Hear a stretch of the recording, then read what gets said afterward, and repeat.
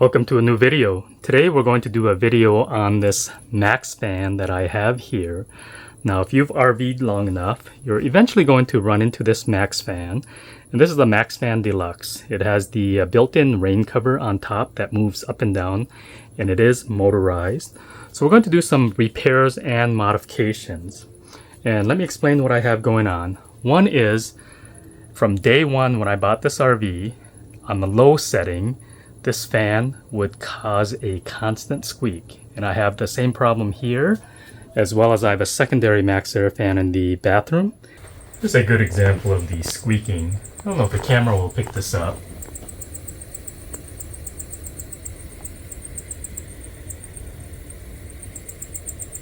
Sounds like little birds chirping.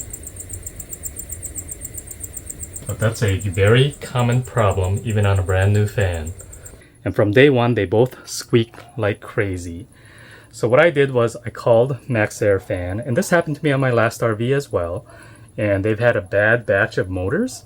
So if you call them, a very important item is these Maxxair fans have a 2-year warranty, so I highly suggest utilizing those warranties.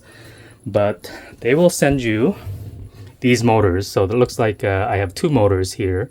So we're going to replace this.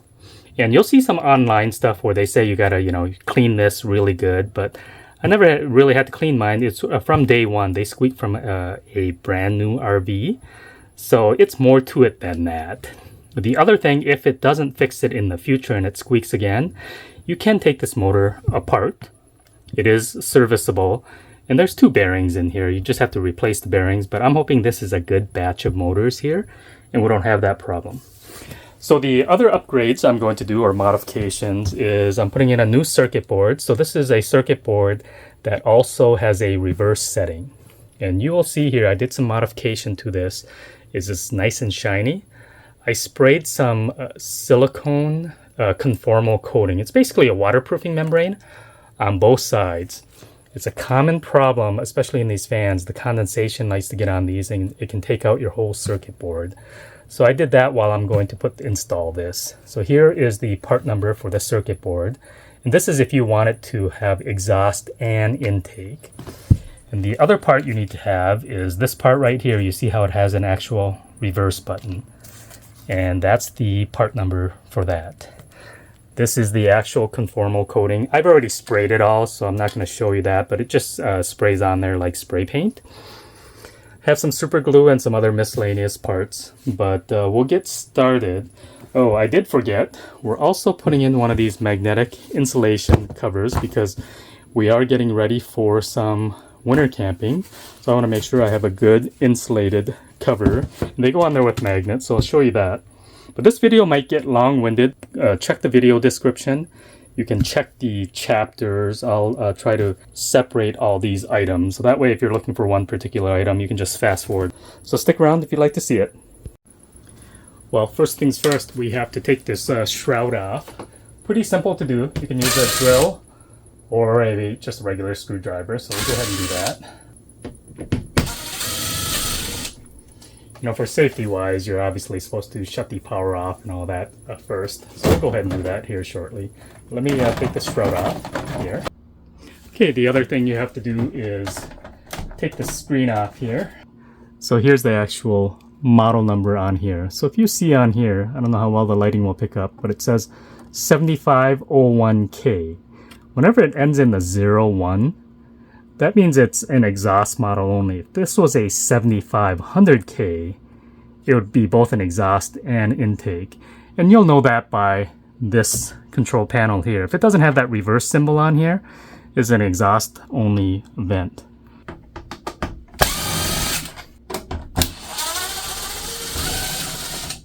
These 4 screws off, and then there's going to be where this handle is here. Okay. Then this piece hangs down.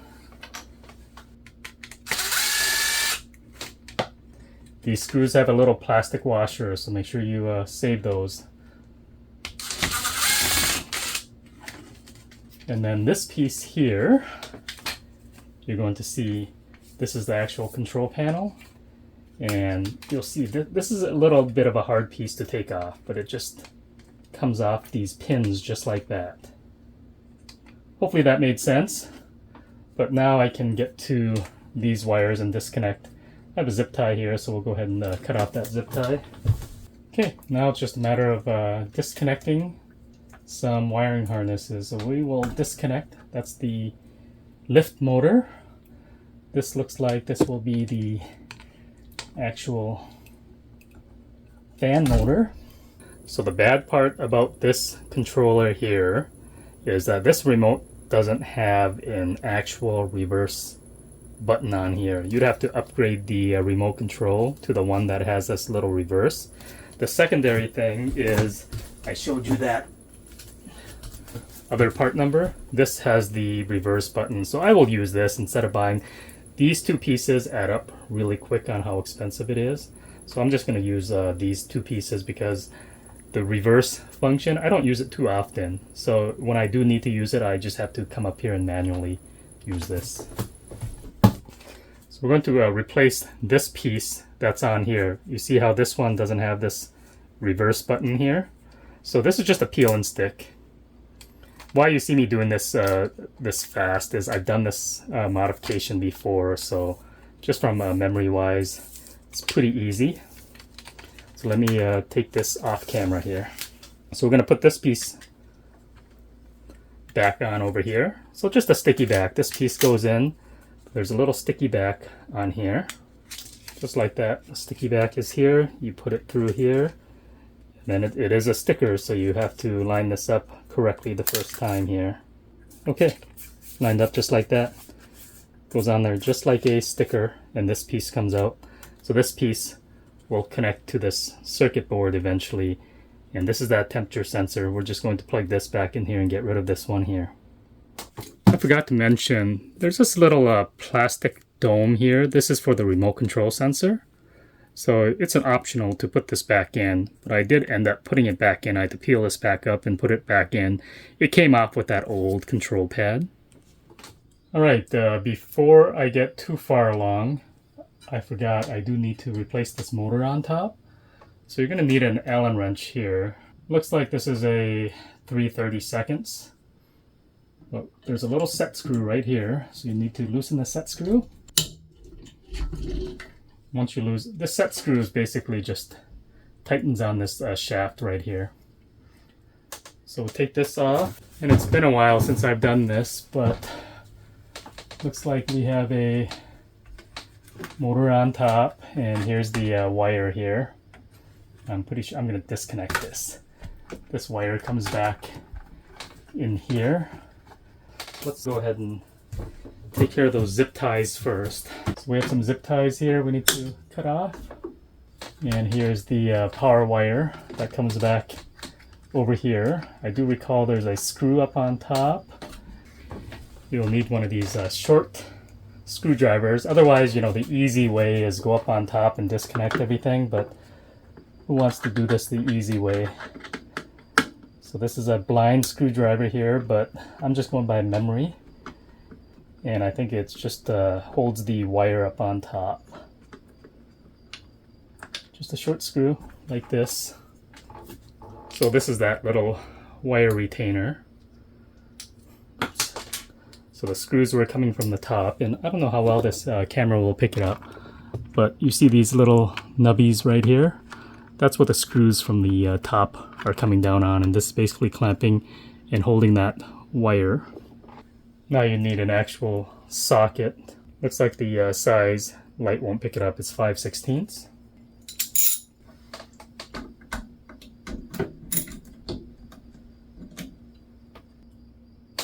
Just a nut and a washer. And once you do that, see this motor just comes out just like that. Not much to the motor, but the squeaking is coming from the usually the bearing on the inside. So we're going to go ahead and we'll save this. So if I ever have this come back, we'll disassemble this and switch out to better quality bearings. And here's the new motor. You can see it's May of this year.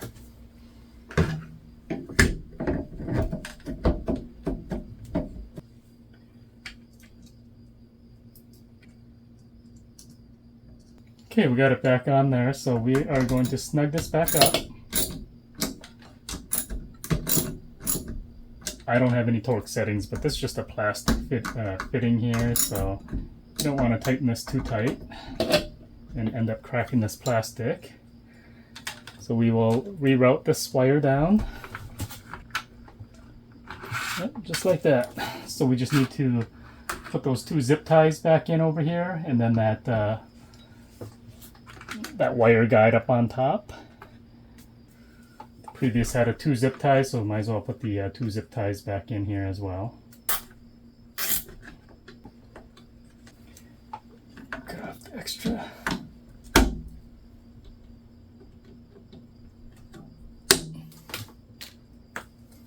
Okay, then the next is putting this retainer clip back in. Just have to make sure the wires come through this hole here when it goes up there. This is the part you may curse that you wished you would have done from the top, so you don't have to blindly put these screws in. That would be way too easy. No one likes doing it too easy, right? Alright, I spent way too much time on this. Like I mentioned, this will be the time you curse that you wished you would have done it from the top. Okay, time to put everything back together. Let's go ahead and get this fan blade on first. So you do want to line up this set screw with a flat portion of this blade.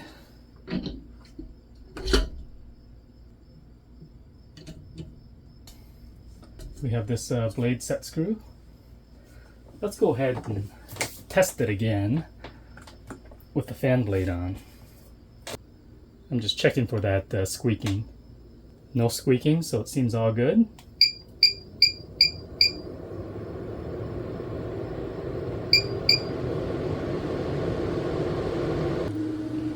Alright, well, we're getting almost wrapped up here. So I have the fan all put together. This circuit board back on. I've tested this several times. I'm just basically going to reinstall this. I don't think I need to show that on camera, but I'm going to assemble all this, and let me show you a couple of other modifications, and especially the reason why I ended up putting this in and out, or the reverse button. I did forget to mention, now this circuit board that you have here, the other common flaw with this Maxxair fan, like I mentioned before, that squeaky fan is a common flaw. The other thing is they have what's called a green light of death, which when you turn the fan on, sometimes it just beeps and the green light flashes and the fan automatically shuts down. That's when you have a bad circuit board. They've had a bad batch of circuit boards too, so I would highly suggest, again, calling Maxxair fan. And even if you're out of warranty, I would call them and make the complaint. They're usually pretty good about honoring defective items, and hopefully they have some extra circuit boards on hand. And make sure you take care of all these items on the warranty. You could, of course, bring this all into the dealer and have them do it, but I'm making a video, so it's taking a little bit longer. But at the end of the day, you know, the motor, that probably only takes about 30 minutes to do. Same thing as this circuit board. So for me to bring it into a warranty facility, I'd end up spending more time just bringing it there and back. And I know I'm going to end up doing this correctly. So it's actually less painful for me to do it, you know, just at home. So if you're a DIY type of person, this will be a pretty simple modification. So let me put this all back together and we'll be back.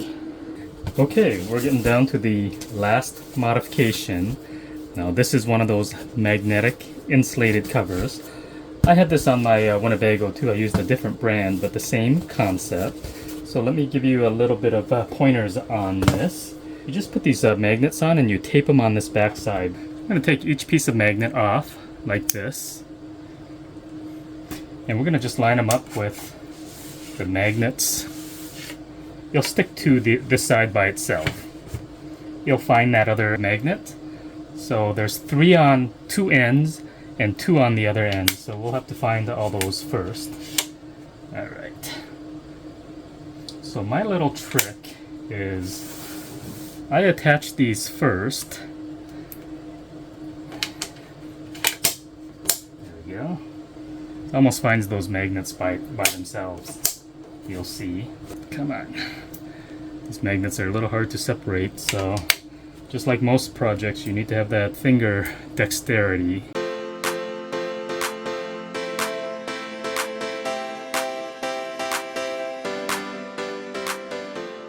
Alright, so what we have is, you can see how the magnets are holding this by itself.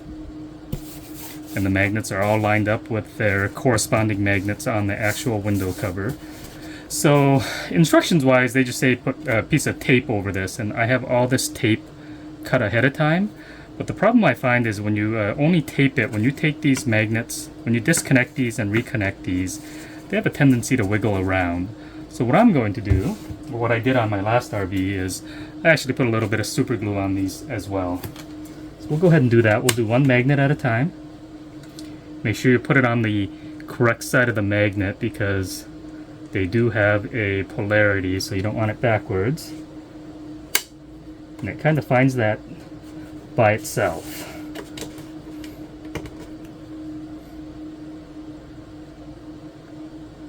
I think you guys get the concept. So we'll fast forward to the end.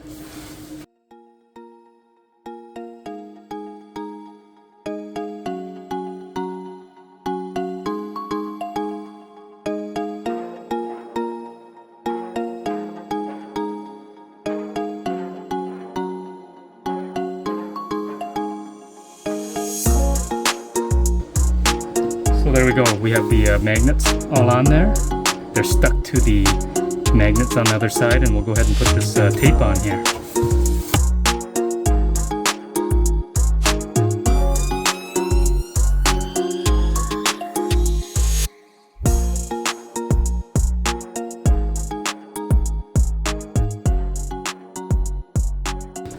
Okay, now that I have the super glue,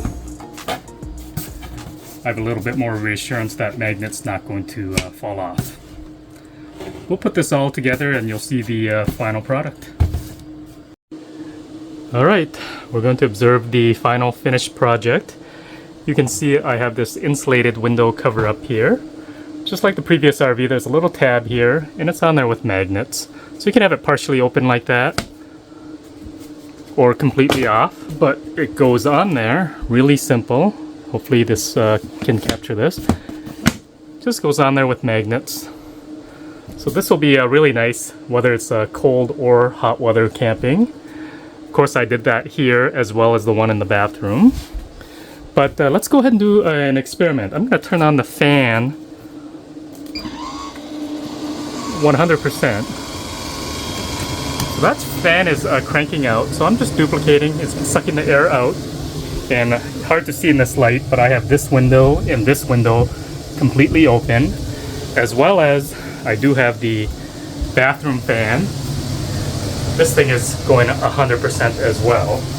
And what I want to do is I want to do an experiment with this little wind sensor. This isn't going to be scientific, but just more out of curiosity. You can see the wind speed. Again, not scientific. You know, ideally you would want to basically cover this up and just have a little opening, but I'm just showing you what the wind speed is coming in the window. Looks like this window is not very much at all, but this window over here, this one's cranking out pretty good, about 4.5 miles per hour. And then what else I want to do is I want to also measure at the fan itself.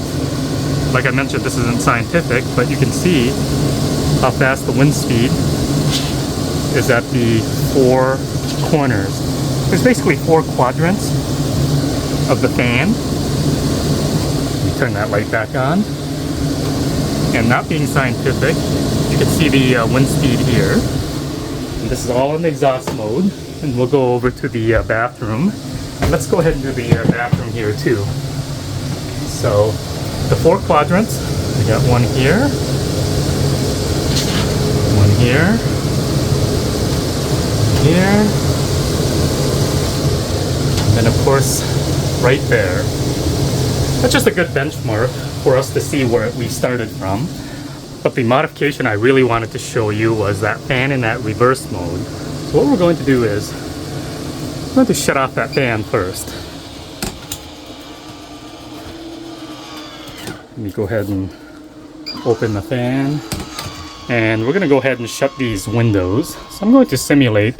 Sometimes you may be in a situation where you just do not want to have these windows open, but you still need that ventilation. But not only ventilation, you want the wind to come in, especially at night. Sometimes I don't like to have those windows open. So what you can do is leave that fan in the bathroom on 100% exhaust.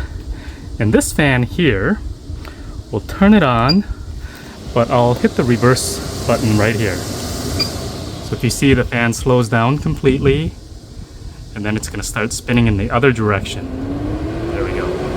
Now it's actually blowing in. So now what we want to do is we'll do a wind test again, just to see where we are. But my main purpose is if you're ever worried about the window security, or you just have some bad weather overall and you'd rather have just these ceiling fans on, you can put this in the intake mode and put that bathroom in that full exhaust mode. And what that creates is basically a big vacuum. It creates that big wind tunnel. You can actually feel, like if I'm standing right here, you can see the fan spinning, and you can feel that air coming all the way back to the bathroom back here. So you get that nice breeze coming through here, and it does a pretty good job of cooling things down. But let's go ahead and just check the wind test.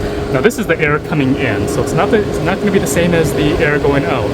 So this is basically simulating what the window would be doing. And let's check the 4 quadrants here.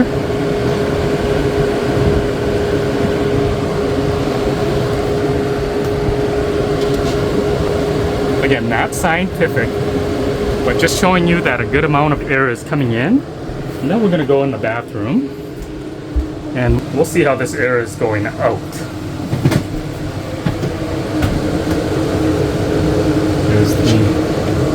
Looks like it's doing pretty much the same as having a window open. So not bad. I'm satisfied with the results. So that is really it.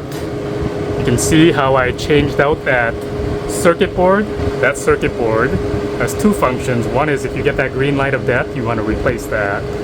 That motor, we replaced, that squeaking fan sound. And then of course, that reverse feature and having that bathroom suck out. This makes a great difference in just getting that wind coming in. It creates that nice, basically breeze coming all the way through. Now I'm not sure if it works any better than with the window open. Sometimes we like to have it in this mode. So that's really it. Hopefully you like that, and then don't forget that winter modification, putting in one of these. And that's really it. But most importantly, if you're having any problems with these Maxxair fans, and obviously the other brand is that fantastic fan, but I just do not like those ugly cover options they have on those. But they all have great after purchase support. I know on my van, the fantastic fan, any parts that are broken, if you contact them, depending on what it is, they're pretty good about sending you some free replacements if it's an actual defect. I wish it didn't have a defect from the beginning, but they're just buying parts from other suppliers. So that's really it. Hopefully you like videos like this. If you do, please hit that thumbs up button, and we'll see you on the next video.